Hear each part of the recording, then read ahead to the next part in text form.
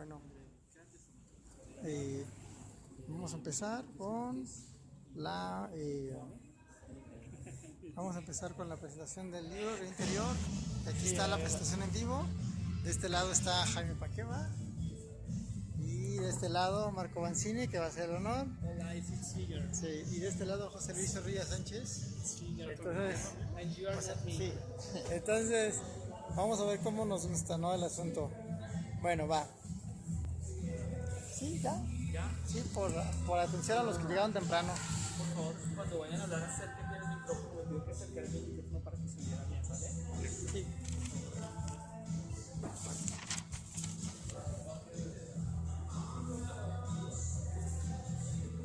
Yo lo tengo que hablar. Luego Jaime sí que ahorita veo.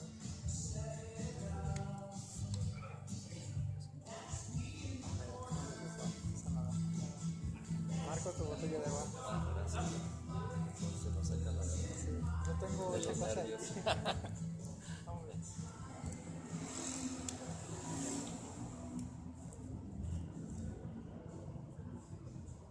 Hola, buenas tardes. Bienvenidos a su Casa de la Cultura del Centro esta tarde. Tengo el gusto de saludarlos en nombre del Instituto Municipal de Cultura, Arte y Recreación en CAR, y también en nombre del Fomento Cultural Irapuato, a esta velada poética que tendremos hoy con José Antonio Banda y su libro Río Interior, Premio Nacional de Poesía Sonora 2014. ¿Ya más o menos? ¿Sí se oye bien?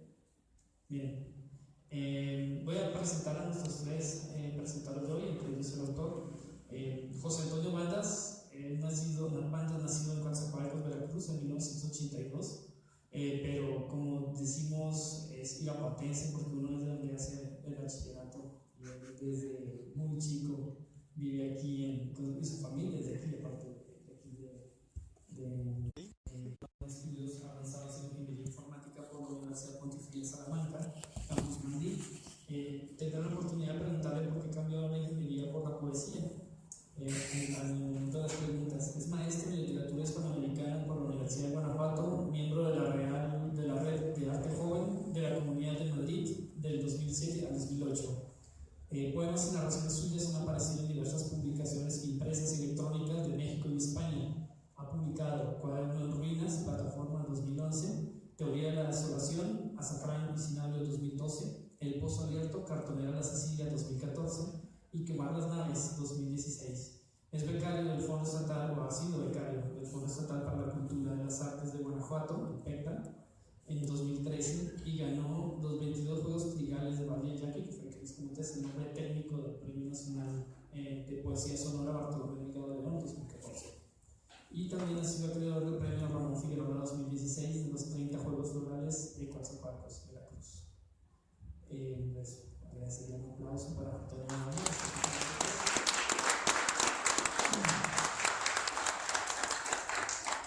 A su izquierda de Antonio Manuel está Marco Banzini. Marco Banzini es también, él es nacido en el DF, ¿no, Marco? En el DF. Pero también toda la vida en Irapuato. Es irapuatense también de toda la vida. Me conocen por ustedes, él es escritor también. Tiene también un libro de cuentos que se llama El Rinoceronte. Justamente ayer en Salamanca estábamos presentando su novela Emigrantes, que narra justamente la travesía de su familia, de sus abuelos desde Italia hasta México. También ha escrito El Círculo del Agua, Viajes Callejeros, Anahata, el viaje que todos sabemos, y se me está escapando uno. Pintor. El pintor, exactamente, el pintor. Bueno, él va a acompañar a Antonio en la presentación, y a la derecha de Antonio, o sea, a la izquierda, justamente, tenemos a José Luis Zorrilla. Él es también de Irapuato. Joven, es uno de los jóvenes escritores ahora que está también trabajando en poesía y narrativa, y hace parte también del consejo editorial de la revista Argonauta, revista cultural de Bajío. Les doy la bienvenida y no sé quién va a lanzar la primera bola. Marco, creo que empieza Marco. Bueno, vamos a la bienvenida. Muchas gracias. Bien, pues buenas noches. Gracias a José Antonio por invitarme a presentar este poemario que, bueno, ya lo leímos y es muy interesante. También estar participando con José Luis, que es un chavo joven que estamos tomando un curso así ya a mucha edad de diferencia, pero pues se ve que tiene madera y ojalá logre realizar todos sus sueños. Entonces, pues aquí están las tres generaciones, joven, mediano y Joven el todavía, viejo, Marco, ¿no? por favor. Bueno, un joven porque empecé a escribir hace apenas 10 años. ¿Qué es poema? El poema viene del latín poema o del griego poema, que quiere decir creación, hazaña. Poiesis es crear, ¿sí? Decía Edgar Allan Poe, la poesía es la creación rítmica, la belleza de la belleza de la palabra. Un poema inspira belleza, emociones y sensibilidad. Escrita con una metáfora, ¿sí?, que es algo real o algo parecido. Y todo eso viene de la imaginación. Y por ejemplo, dice José Antonio en uno de sus poemas: la noche es un cementerio de frases en una hoja de papel. Oye siempre, nada alcanza la ruptura del tiempo, y no conozco una sola imagen que devuelva al mundo su esplendor. El poema generalmente comienza donde termina el lenguaje cotidiano. Un poema puede sintetizar, puede estirar las reglas gramaticales, crear ruptura en los versos para lograr un efecto específico mediante el ritmo o la acentuación de algunas frases. La poesía enfatiza el uso musical de las palabras, además provee con significado y contexto. La brevedad es otro notable beneficio de la poesía. Decía José Hierro, la poesía se escribe cuando ella quiere. Y decía también Thoreau, mi vida ha sido el poema que hubiera querido escribir, pero no he podido al mismo tiempo. Lo que quería decir es que la poesía tiene vida propia.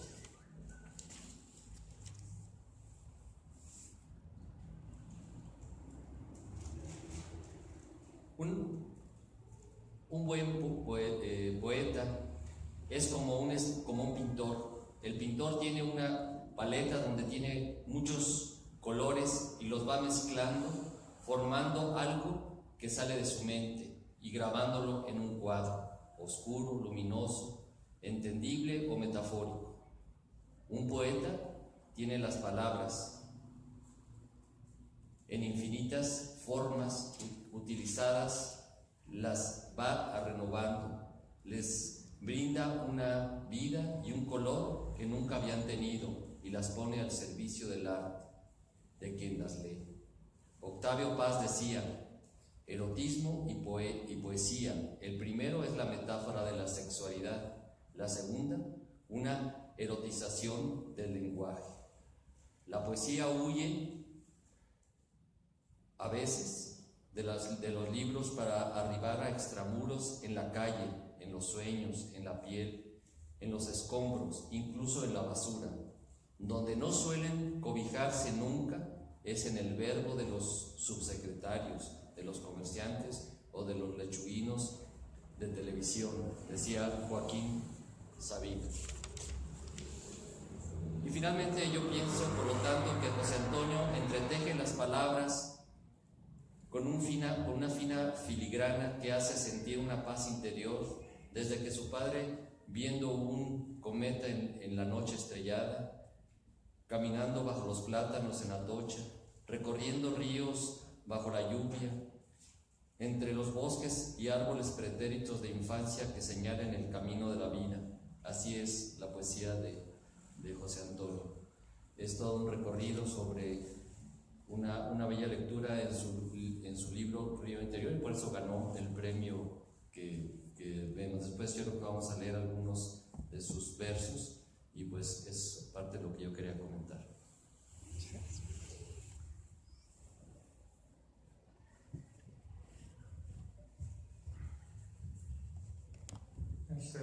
Bueno, buenas noches. Primero que nada, me gustaría decir que para mí este es un momento muy especial.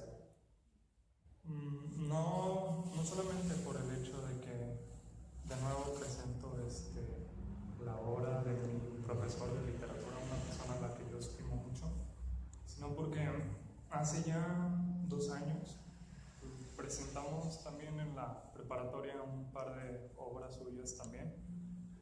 Y pues aunque el contexto fue muy diferente, lo que me importa a mí señalar en esto es el tiempo, el paso del tiempo, como 2 años después él todavía me invita, ¿no?, a presentar su libro. Es un libro, la verdad, que me gustó mucho. Como lo mencionaba Marco, desde el inicio es una invitación al viaje, ¿no?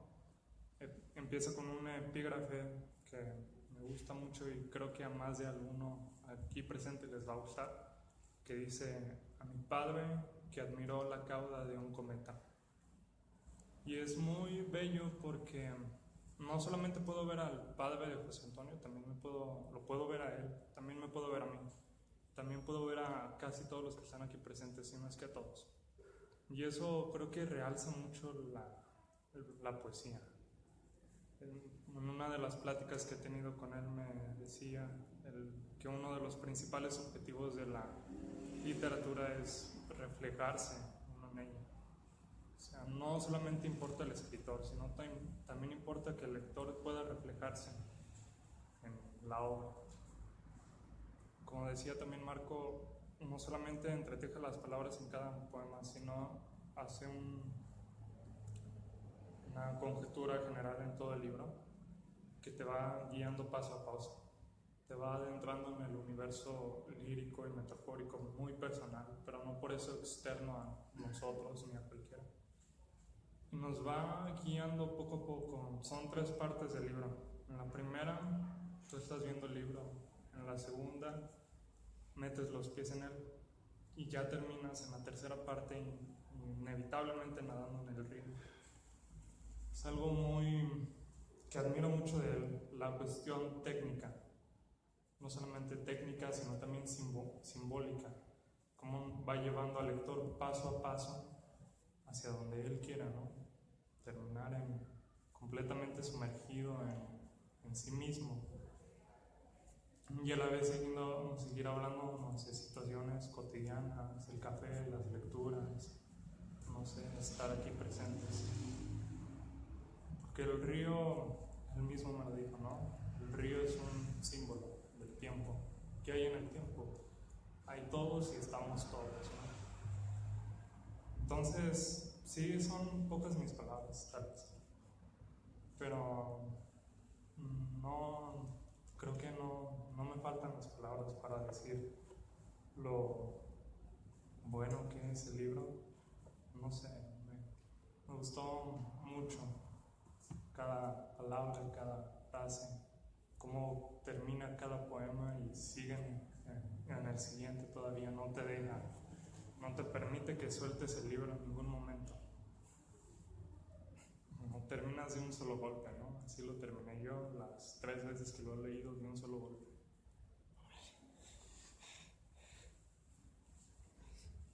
Pues, muchas gracias, José Luis. No está acá. Pues muchas gracias a los dos por sus palabras, a Marco, que es ya un antiguo compañero de camino,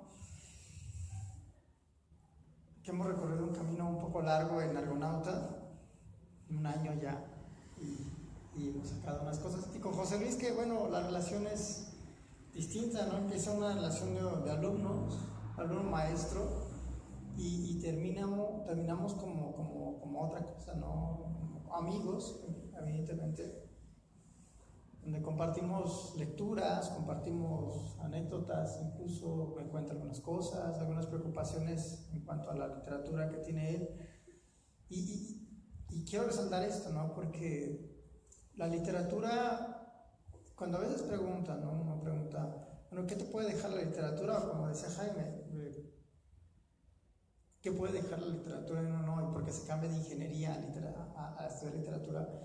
Bueno, a mí, por ejemplo, en lo personal me ha dejado varias cosas, ¿no? Una es estar aquí con ustedes y que ustedes estén aquí, ¿no? Muy atentos y que posiblemente hagan preguntas y esas cosas, ¿no? He obtenido amigos, muy buenos compañeros de trabajo, compañeros de aventuras, en revistas, alumnos que se convierten en amigos, aunque a veces uno no quiera, ¿no? Pero la literatura dice sí, son amigos, entonces uno dice, órale, pues, son amigos. Entonces la literatura siempre te deja esas cosas y eso para mí es muy importante y por eso, y ahí es donde pongo el énfasis en la literatura y ojalá que todos podamos leer literatura porque así nos reconocemos no solamente en lo que escribimos, sino también en los mundos posibles que escriben los escritores. Esos mundos posibles perdón por la redundancia, posiblemente podamos tener otro mundo y otras cosas. Pero para no hacer un poco largo el asunto, mejor voy a leer algunos poemas de mi libro.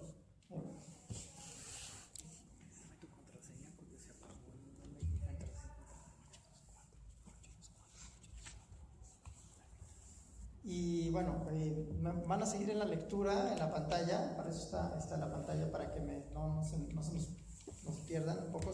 Los que no han adquirido el libro, los que estén con ganas de adquirir el libro, está a la venta junto con otro libro anterior que se llama Teoría de la Desolación. Y bueno, efectivamente el libro abre con un poema que se llama Invitación al Viaje, pero no voy a comenzar a leer ese poema, sino uno más adelante que sí.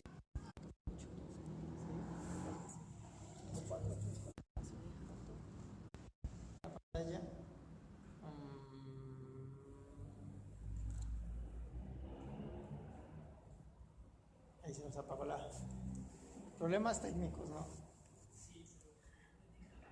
No, a ver. En lo que Toño contar un chiste, ¿no? Te hace comentar una anécdota. Se llama Hábito de hoy, justamente a mediodía, unas cosas, las conversaciones que hemos tenido. Y dice así, ¿no? Recuerdo poco aquella noche. Dirás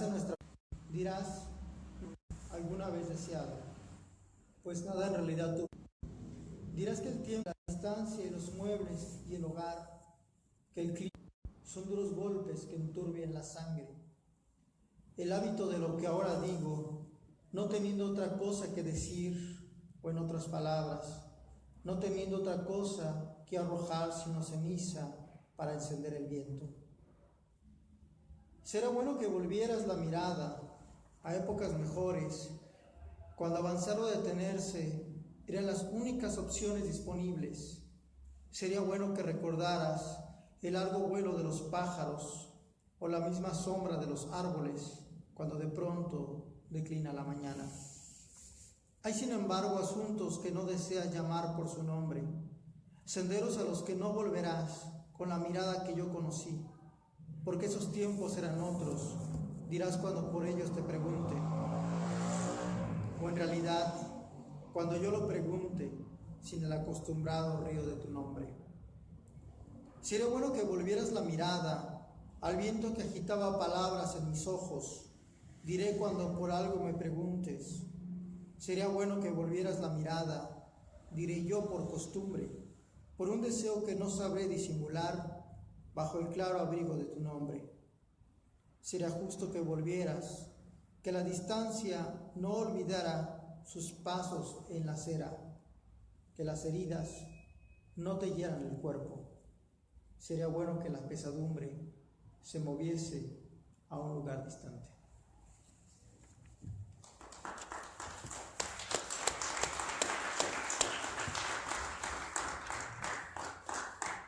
Y el siguiente poema que leeré es un poema que le encanta mucho a José Luis, me lo ha comentado, se llama Arriba a la deriva. Y bueno, tiene un epígrafe de Rubén Bonifaz Nuño que dice: vuelve a ser inútil el pensamiento. Y el poema dice así: toda la noche escribo contra la noche, contra el silencio de un día absorto en sí mismo, pero mi pensamiento golpea y no avanza. El lenguaje no levanta su puño, contra el hábito que hiere su cuerpo. Olvida las palabras que decimos en la oscuridad de un cuarto a solas para probarnos que es verdad, que habrá un destino escribiéndose en los muros abandonados por el hombre. Pasa la hora de esperar la llegada del tiempo que fue, será y es siempre hoy. Hoy corre por campos sembrados en una rutinaria labor de incertidumbre, rumor de agua entre calles devastadas por máquinas de sombra, una banca o precipicio a la espera de nadie, una oficina arrasada por la lluvia, la terca vanidad de escribir el poema que jamás habré de comprender. Hoy no es muerte ni vida, no tiene rostro ni nombre, aprisiona los brazos, cae sobre los hombros, rasga el cuerpo como el embargo de muebles amados a vista de pájaro. Yo camino por el silencio nocturno que quiere ser ventana o nube, pensarse árbol o río a la deriva. Yo camino por calles y edificios y no tengo a dónde volver los ojos. Toda mi juventud se la tragó este instante de claridad. Nadie me sigue, nadie llama a la puerta o grita desde el patio como un gallo a la distancia.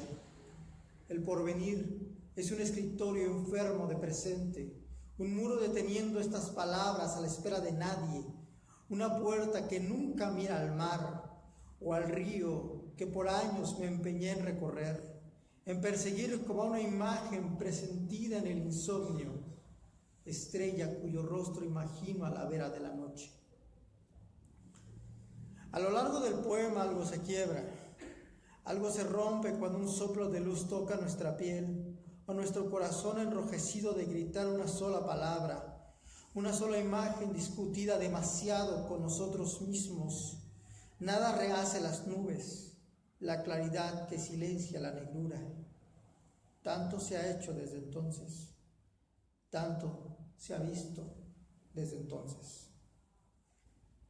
Todo es lejano.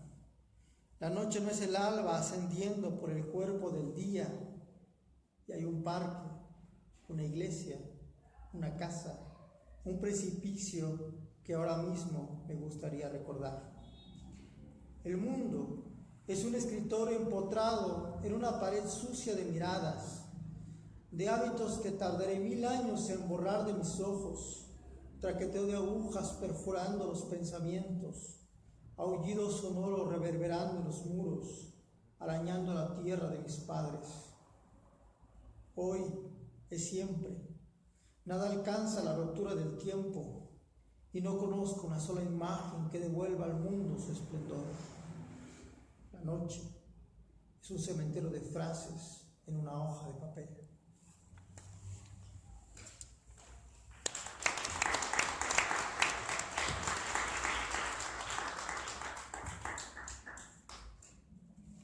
Y el tercer poema, si no me equivoco, se llama Voluntad de la Memoria, que es uno de los poemas que, digamos, cierra las primeras 2 partes del libro.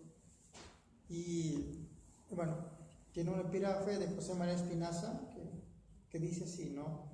No escribiría sobre la pared si no supiera que voy a morir. Y el poema está en 3 fragmentos y dice así: ahora que han pasado varios años, que la verdad resuena en los muros como sombra golpeándose el pecho, en estas condiciones arrancadas a la bulia, solo como el relámpago, pensando en otros momentos, en otras ventanas, avanzo en veloz progresión a través de jardines en vela, donde habré de hallar rostros nuevos, otra verdad en sueños diurnos.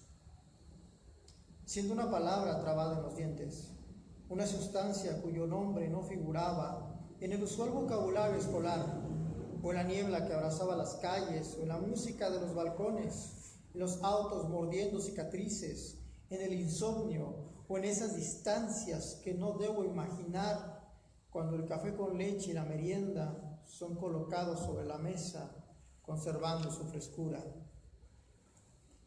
La habitación navega solas por el río de siempre. lugar donde no basta la memoria para volver, a la tarde que enreda nuestros nombres, en los 24 minutos de la hora, o en esa imagen que devuelve a los oídos un canto donde perderse, ahora que las sirenas han muerto. ¿Basta la memoria para recordar lo vivido? Yo tuve para mí un sueño. La ruina era el reposo, y sin embargo, en aquel espacio fértil para la mentira, el lenguaje quemaba sus latidos.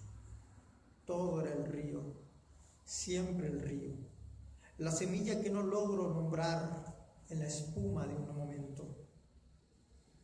Yo tuve para mí una imagen de la vida casual. Pensé que la poesía era un salvoconducto a la verdad que yace entre los muros, pero el aire roto, el mar roto, la rota intimidad del tiempo ya no otorgan densidad a la mirada, donde la realidad es siempre interior. ¿Basta la memoria para volver a la vida verdadera?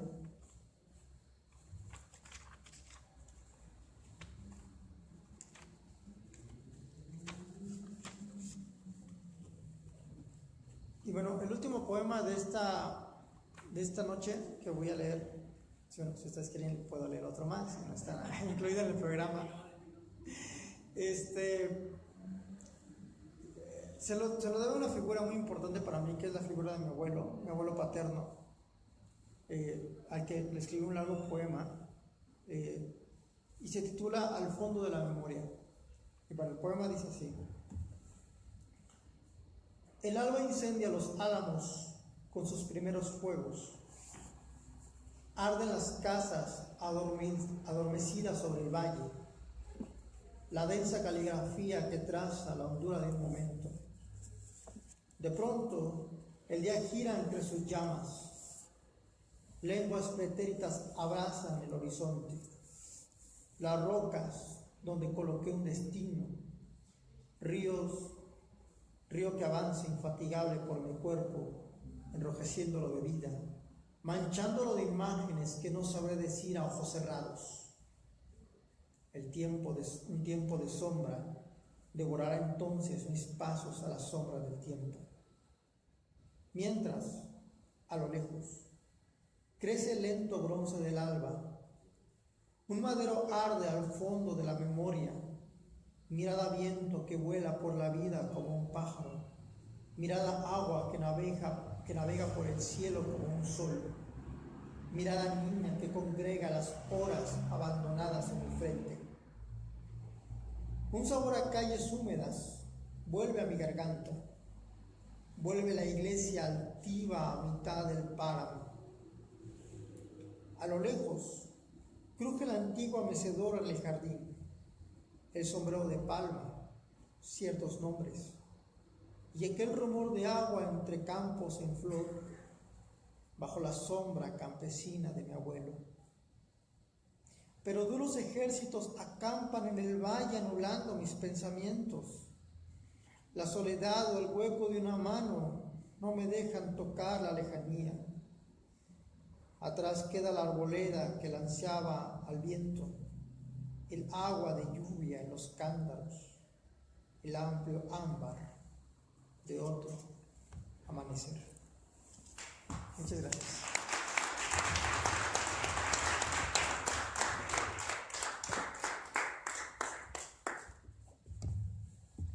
Muchas gracias, Toño, por la lectura. ¿Puedo contar la anécdota rápida? ¿Quieren que vaya por lo interior? Claro que sí. No, me gustó mucho lo que comentó José Luis sobre el río, ¿no? Sobre adentrarse en el poema en el río. Y recordé hace un par de años que tuve la posibilidad de estar un tiempo en China. Volví a encontrarme con una traductora que venía con un grupo de chinos justamente en una actividad que hubo de Casa de la Cultura en la Plaza Hidalgo. Ahí yo conversé con ella, intercambiamos las tarjetas y nunca pensé que iba a ir a China un año después. Y nos encontramos en Shanghai. Ella casualmente vivía en una ciudad muy lejos del interior y viajó a Shanghai porque no estudiaba en esa ciudad. Y me dijo un día, pues vamos a comer comida china verdadera, ¿no? De aquí. Fuimos a un lugar de comida china, bueno, comida local, pues, comida china, y una red de los ríos y los lagos. Le pregunté, ¿qué significa esto de red de los ríos y los lagos? ¿Qué plato es? Me imaginé todo tipo de animales, se puede imaginar. Y me dijo, no, es que hay un error en la traducción. Cuando en chino tú dices que hay pues de los ríos y de los lagos, te refieres que es una preparación de la casa, casera, de algo cotidiano, algo como decir un guiso del día, ¿no? El guiso cotidiano es de los ríos y lagos. Y dije, ¿por qué los ríos y los lagos son de algo cotidiano de la gente? Y ahí vino la lección. Dijo, es que en Confucio dice que la gente es como los ríos y como los lagos. Todos somos como gotas de agua que juntos conformamos los ríos y los lagos. Por eso me gustó mucho el comentario que hizo José Luis. Creo que en estos ríos de José Antonio justamente podemos vernos nosotros como parte de ese río del tiempo y también el río que formamos nosotros como grupo social, como civilización, como humanidad en estos poemas. Abrimos el micrófono para preguntas de ustedes que tengan, que aprovechen que tienen el autor aquí para responderles todas sus dudas. A ver, sí, están bien. bueno, primero quiero hacer un comentario que en una vez anterior que estuvimos leyendo el libro de José Antonio, comentaron que desde la portada era una portada muy especial de personas que conocen de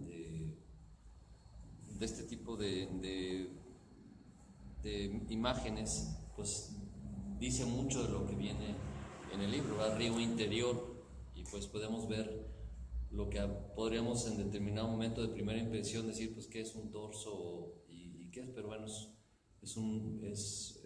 para alguien que sabe, pues le da mucha enseñanza esta imagen. Y la pregunta, bueno, la que había hecho ya Jaime, y bueno, cuando uno estudia una carrera técnica y luego se empieza con esto de la literatura, pues como que sí nos dicen qué andamos haciendo. Entonces también le preguntaría a José Antonio, después de haber estudiado ingeniería, pues qué le dio por la literatura y si dejó completamente la ingeniería.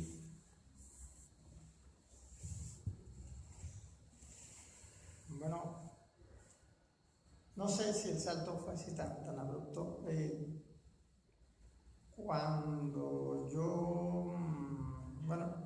Cuando terminé la literatura siempre ha estado conmigo, eso sí puedo decirlo, ¿no?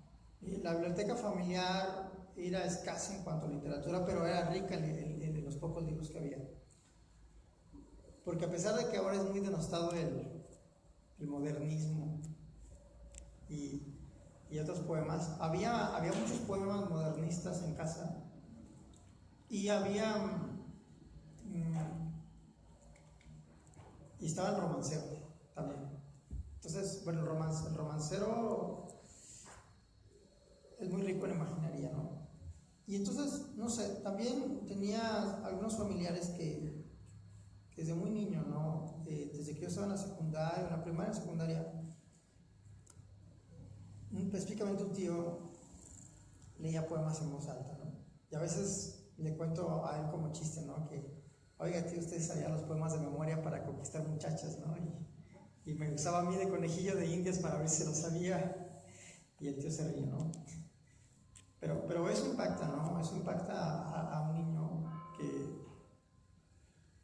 que las palabras de repente transmiten algo distinto.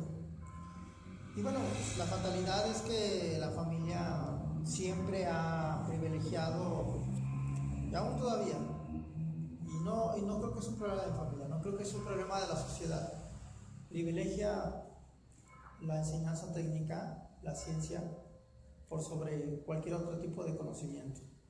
O sea, es más importante la ciencia que saber literatura, filosofía, idiomas, cosas así, ¿no?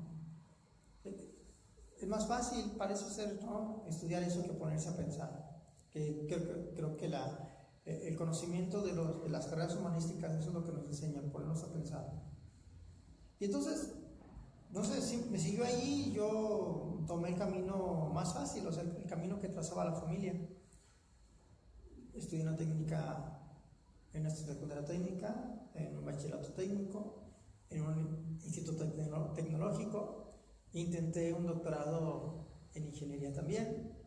Y ahí en la soledad de mi habitación, tal vez, leyendo a Paz, a Segovia, a Alberti, a Neruda, no sé, dije, bueno, mi camino es por otro lado. Y cuando regresé acá a México, estudié el posgrado en el extranjero, decidí entrar a una maestría en humanidades y bueno, estamos aquí, ¿no? El libro casi completamente lo escribí cuando estaba la maestría en humanidades. Y bueno, aún así sigo ahí, ¿no? Es decir, doy clases de matemática, de estadística, de informática. Quisiera dar más clases de textos, pero a veces como que no me la creen todavía. Pero también dice que la clase estadística la hora leyendo un poema. A veces, ¿no? Es que la cosa se desborda, ¿no? O sea, se me desborda el asunto y entonces yo no quiero que se desborde, quiero tenerlo controlado, pero luego se me desborda, entonces no puedo evitarlo. Así pasa. Bueno, no sé si contesté la pregunta. A lo mejor hay otra pregunta, Jaime. Aquí adelante. Bueno, ya oí que conjugan las dos cosas, ¿no? No has dejado de hecho tu carrera técnica, pero ¿qué es lo que te gusta más? ¿Tu carrera técnica o escribir poesía? Bueno, escribir poesía, obviamente,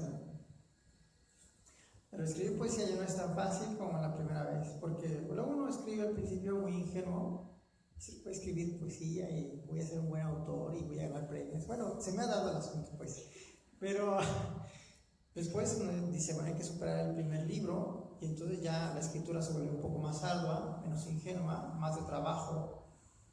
Entonces, ya como que dice, bueno, el camino no es tan fácil, ¿no? Aún así, creo que, como decía al principio José Luis, me sigue gustando más la literatura porque en la literatura me reconozco. O sea, en la literatura puedo ver incluso la solución de algunos problemas personales y la solución de algunos problemas de la comunidad y la solución del problema, de nuestros problemas como humanidad. No los puedo llevar a cabo porque es muy difícil, ¿no?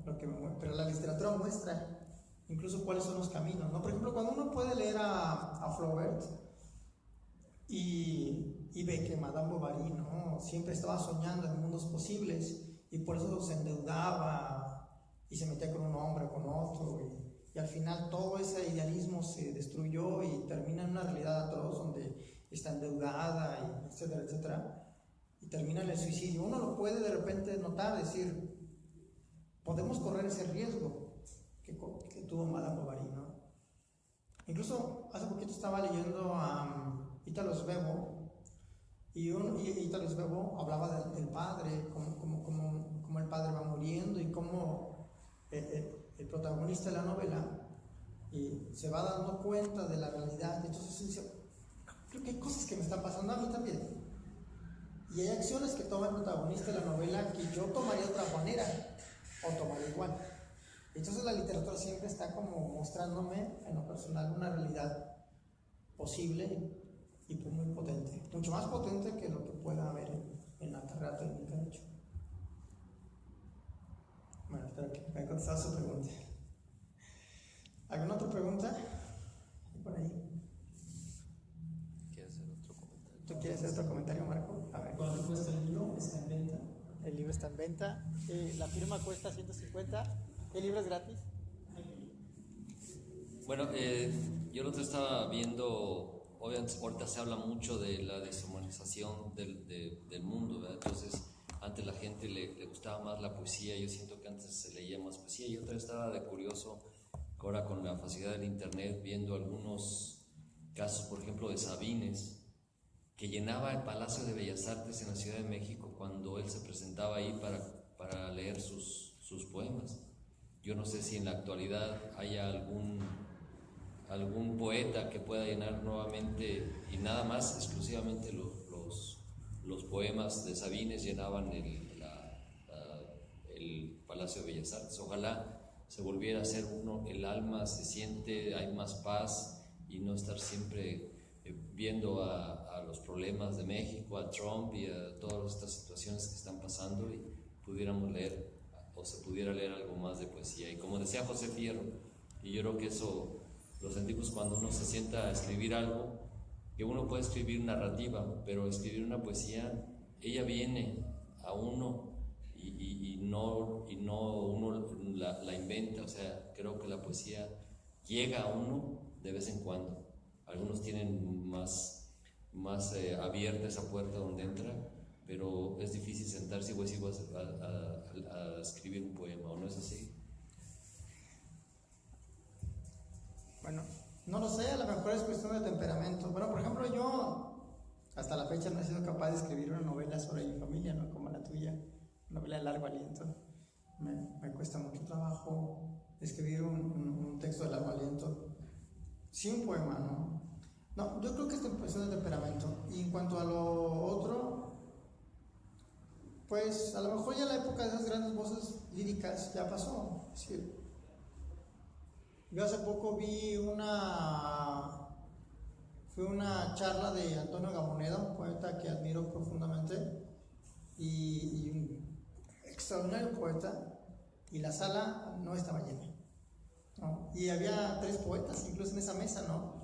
Estaba Gamoneda, estaba un poeta de Guatemala que escribe poesía en lengua tzotzil, y estaba un poeta de los Estados Unidos que escribe no sé en qué lengua amerindia, ¿no?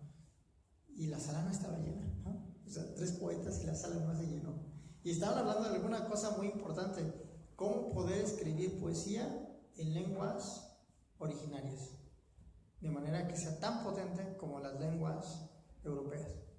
Y la gente, y no estaba lleno, o sea, decía, bueno, este problema es muy complicado, ¿no? Porque ahorita estamos con eso de la equidad de género y la igualdad del otro, y que el otro quiere ser visible y todo, etcétera, etcétera, cosas, y la gente no estaba ahí, ¿no? Y tenemos a nuestros pueblos indígenas que escriben su poesía y no son tan publicitados, y entonces, bueno, se abre una mesa de diálogo para discutir eso, y la gente no va. Éramos 10 personas en una mesa para 300 personas. Entonces, creo que es una cuestión de sensibilidad. Creo que por ahí hay otra pregunta. Sí, sí. Profe, ¿usted se considera idealista o formalista? ¿Idealista qué? Formalista. Ah, caray, no. ¿A qué te refieres con formalista? Como a que si le gusta soñar, que si le gusta soñar, y formalista más como basarse en la realidad. Bueno, depende, hay tiempos, ¿no? Esa es una pregunta con gol, ¿no? El poema está escrito en un momento de mucha idealización. Yo estaba logrando un sueño personal, que era estudiar la maestría en la Universidad de Guanajuato, la maestría en literatura, y estaba en un momento de suma realización personal. Entonces creía pero con una creencia muy ingenua, me parece, que todo era posible, ¿no? Entonces, como hay un epígrafe por ahí de un amigo que es Alejandro Palizada, y entonces escribía poemas y paz, ¿no? Escribía un montón. Ahora creo que sí es posible esos otros mundos, pero no hay que tener una mirada tan ingenua. O sea, me refiero a que hay que pensar un poco más el poema, hay que mirar un poco las cosas, y de entre la realidad sacar poemas más cotidianos. Y es lo que estoy haciendo ahora. Mi trabajo actual es eso, ¿no? Tratar de intentar sacar poemas que hablen del señor que vende pepitas, el señor que vende elotes, de los corredores que van bajando por el cerro de Arandas, o que andan por ahí. Tenía una pregunta, ¿no?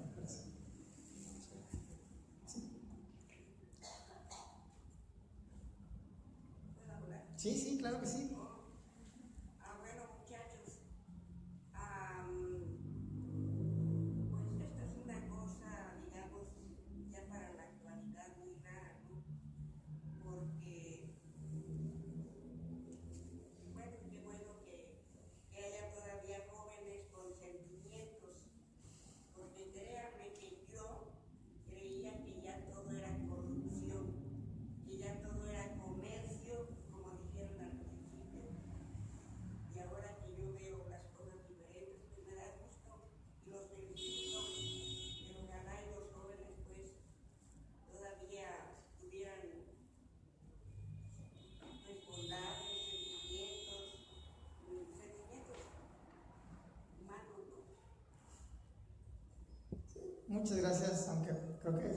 creo que los sentimientos humanos no se han perdido, están ahí, nada más que volteamos a otra parte, ¿no? Otra parte. Pero la poesía, digamos, conduce a algo bueno, ¿no? No todo es, como les vuelvo a repetir, yo creía que ya todo era malo, pura corrupción. Y ustedes aquí están pues diferentes, mostrando algo bueno para la sociedad. Sí, muchas gracias por su comentario. Sí. Hablabas de tiempos. ¿Existe algún horario propicio para ponerte a escribir o consideras que cualquier momento es ideal?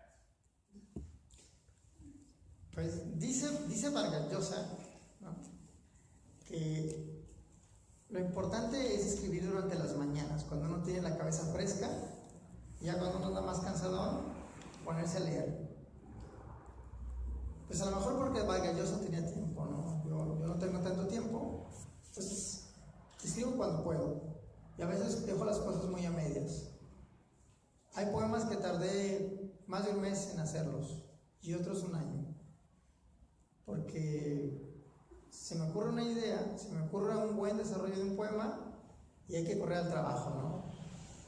Y luego después uno busca un momento a solas, decir, bueno, ya estoy aquí a solas, aquí me voy a poner en la escalera de la escuela o del trabajo, donde sea, y vamos a escribir, estoy en un momento con fumbre, y no falta quien se acerque, ¿no?, a preguntarte, a hablarte, o hasta suena el teléfono, te distraes y dices, ya, se me fue otro premio, ¿no? Claro, y otra pregunta más. ¿Existe algún libro famoso o no que te hubiese gustado escribir? Esa es otra pregunta con gol. Híjole, es que hay muchos libros que vamos a escribir, pero tengo que nombrar solo uno, ¿no? Híjole, bueno, a ver. Bueno, ¿sí qué? Bueno, el libro vaquero, dice Jaime, ¿no? Es el número 1 en ventas. No, bueno, más allá, me gustaría haber escrito Libertad bajo palabra. Libro fundamental de Octavio Paz, ¿no? Pero también me gustaría haber escrito, por ejemplo, Cublacán, que es el libro que me gusta más de Julian Herbert, por ejemplo, ¿no? ¿Cómo escribió eso, no? Bueno, y ahí sí hay varios, ¿no? Pero digamos son los que actualmente más me gustaría haber escrito. Y creo que por ahí había otra parte de la tuya, ¿no? Pero no sé si... sí. Bueno, yo quería preguntar si usted se puede decir qué caminos o qué rutas hay para la poesía y cuáles serían tus caminos o rutas que tú serían tus favoritas o que estarías interesado. Pero ¿cómo te refieres a rutas? ¿Rutas que emprendí para escribir o rutas que...? No, se habla de todas las posibilidades, vamos a hablar de otra manera. Si alguien quiere adentrarse en la poesía, ¿qué posibilidades tiene de la poesía? Bueno, un amigo decía, y lo creo firmemente, Daniel Bencomo, decía que para empezar con la poesía no hay más que leer poesía actual, o sea, poesía que se está escribiendo ahorita, de jóvenes, ¿no? Si los jóvenes quieren entrar en poesía, pues poesía de jóvenes, y luego de ahí para atrás. Yo en lo personal, por azares, empecé con el modernismo, o sea que no era tan joven el asunto, pero luego después sí salté a una poesía que se escribió en los años 90 y luego para atrás. Y yo actualmente estoy leyendo poesía de mediados del siglo XX. La poesía ahora está yendo un camino sumamente extraño y fascinante. Extraño porque todas las grandes construcciones de la lírica del siglo XX, ¿sí?, ese yo que puede todos los paraísos, todas esas cosas de la modernidad están totalmente siendo destruidos. Ahora se hace un poema Maldonax, por ejemplo, ¿no? O sea, se hace un poema destrozando el lenguaje, usando pastiches. Y hay un libro que estuve leyendo en la semana de Sara Uribe, Antígona González, que habla sobre las muertes, ¿no? Y hace pastiches de Antígona de Sófocles y todas las Antígonas que se han escrito.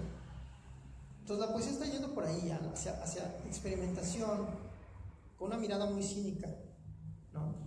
Hay otros como yo, que estamos yendo hacia una poesía todavía seria, todavía una mirada muy pegada al siglo XX.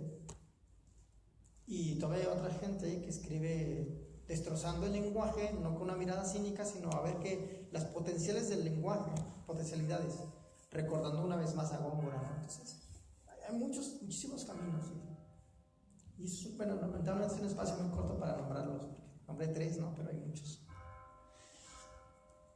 Bueno, sí.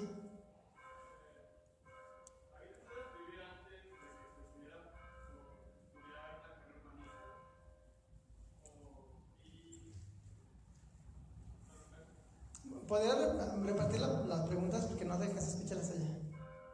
¿Por qué, como había intentado escribir antes de estudiar una carrera de literatura?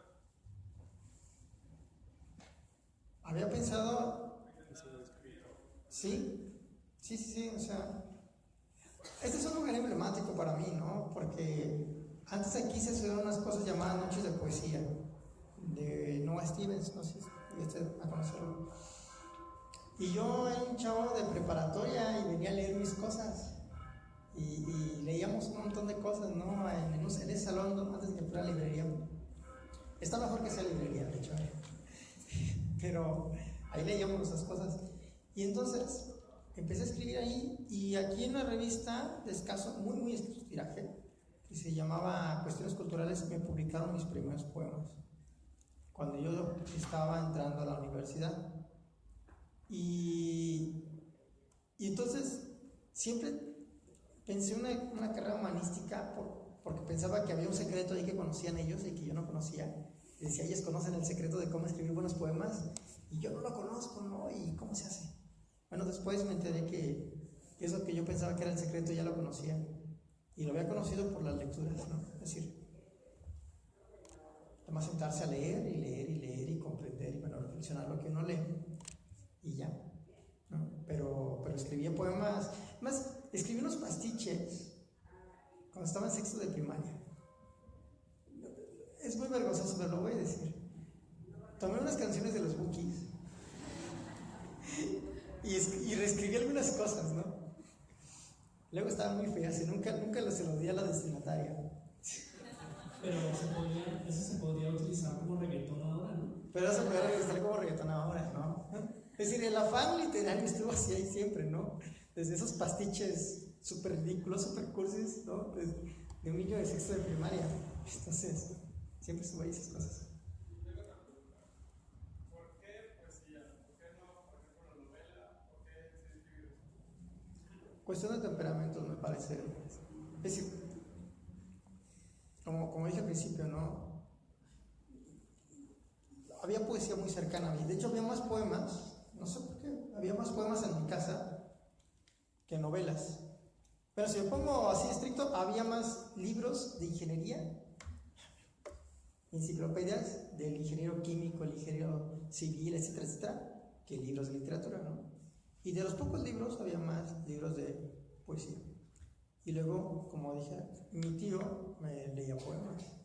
Entonces, eso va nutriendo mi imaginería, ¿no? Ahorita sí quiero intentar otras cosas, narrativa, ensayo, una novela, pero el impulso inicial es eso, ¿no? Porque digamos como que va en el ADN, va como en la sangre, ¿no? Al menos eso pienso, ¿no? Tal vez alguien tenga otra teoría.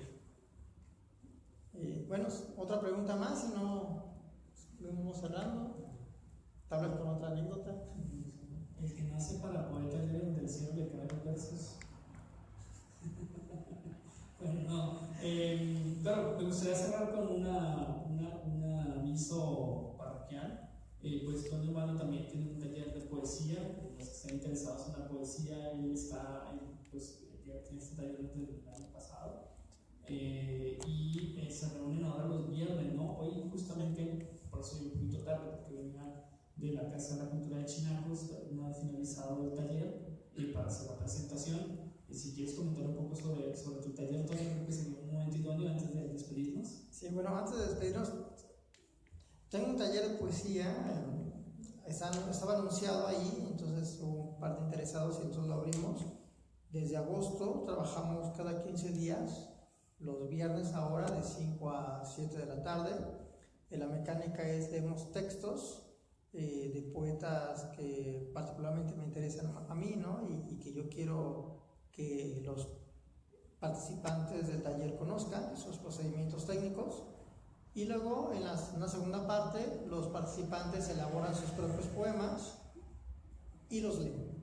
A veces llegan con sus textos desde casa, entonces solamente leemos textos que yo propongo y luego los leen. Y los leen de una manera en que todos los participantes, hemos tenido muchos participantes, hemos tenido pocos participantes, puedan comentar y criticar los textos, porque el crecimiento de un texto literario, sea uno muy genio o no lo sea, se enriquece mucho con la crítica. Yo a este libro, personalmente, y lo dejo manifestado en las dedicatorias, le debo particularmente a 4 personas, le debo la riqueza que caso tenga este texto. En primer lugar a mi novia, Sara, que fue una de las primeras lectoras de los textos y me hizo comentarios. A mis 3 amigos, Baudelio, Alejandro y Jaime, que también comentaron el texto, ¿no? Y entonces eso es lo que se nutre en el taller. Crítica entre compañeros que aman la literatura. Y eso es. Los espero entonces los viernes, dentro de 15 días, de 5 a 7, en la Biblioteca Pública Benito Juárez, de 5 a 7. Muchas gracias por su presencia. Gracias también a Fluo. ¿Me lo dedicas, por favor? Claro que sí. Óyeme, pues está re chavo, ¿eh?